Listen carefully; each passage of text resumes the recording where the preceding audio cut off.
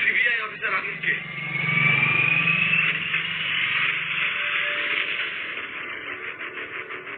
ঘুষ দিয়ে চাকরি নেওয়ার অপরাধে তোমাকে আমি অ্যারেস্ট করলাম।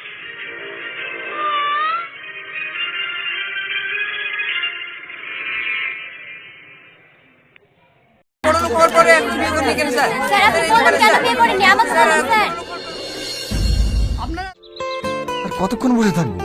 এখনো আসলো না। শিট, আর ভালো লাগে না।